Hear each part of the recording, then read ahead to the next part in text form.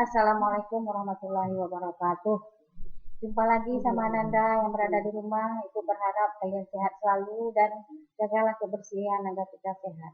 Nah, kali ini kita akan membahas tentang struktur teks laporan percobaan dan ciri-ciri teks percobaan.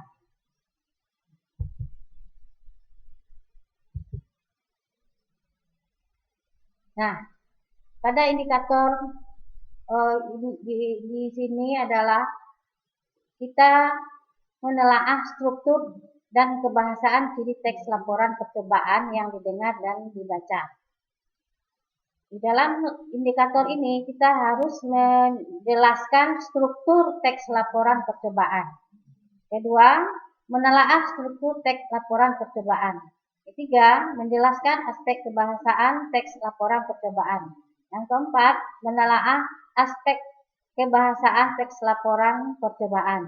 Nah, kita fokus di kali ini tentang struktur teks laporan percobaan dan ciri kebahasaan teks laporan percobaan. Selanjutnya,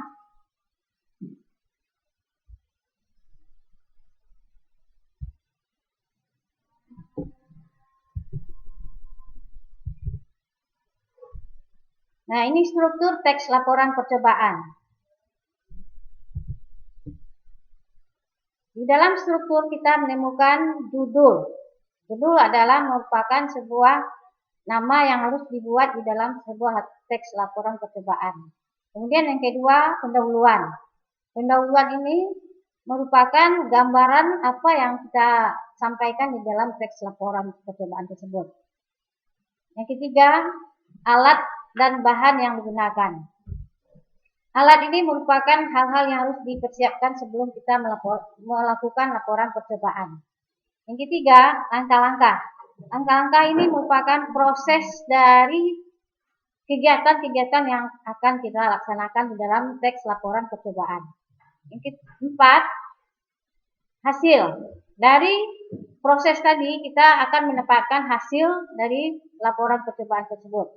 Kemudian yang terakhir, kesimpulan. Kesimpulan ini merupakan hasil akhir yang sudah dijadikan sebuah teks laporan percobaan. Berikut contoh teks laporan percobaan. Nah, di dalam contoh ini kita akan menampilkan pendahuluan atau tujuan, yaitu tentang fermentasi ragi. Di dalam contoh teks laporan percobaan ini kita menampilkan bagaimana keadaan yang harus kita lakukan di dalam teks percobaan tersebut, yaitu tentang gula merupakan bahan dasar fermentasi, sedangkan ragi yang dikenal sebagai bahan yang umum digunakan dalam fermentasi untuk menghasilkan etanol. Kemudian alat. Alat ini merupakan suatu hal yang tak bisa kita lupakan di dalam suatu percobaan. Itu kita menyediakan gelas dan Anda bisa melihatnya pada gambar ini, tayangan ini.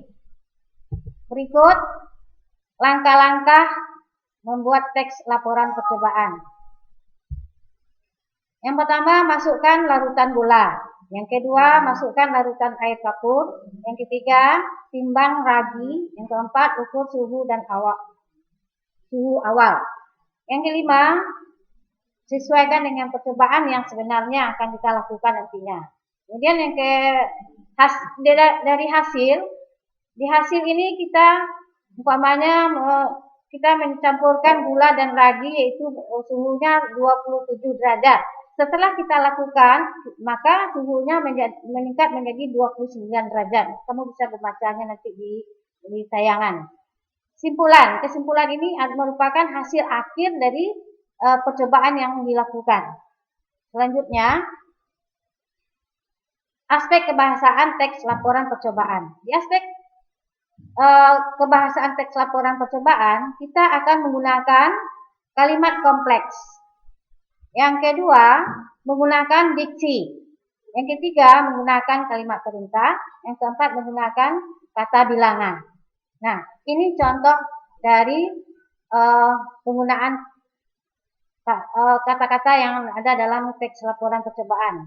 Kalimat kompleks. Di dalam kalimat kompleks teks laporan percobaan tersebut, kita menemukan kalimat kompleks atau kalimat majemuk. Kamu bisa melihat di dalam tayangan ini. Ada contoh 1 dan 2. Kemudian kata istilah atau kata kajian. Nah, di dalam kata istilah kita menggunakan kata-kata istilah atau kata kajian. Di dalam tayangan ini kita melihat 2 buah contoh, yaitu menggunakan kata organik dan anorganik. Kemudian kalimat perintah.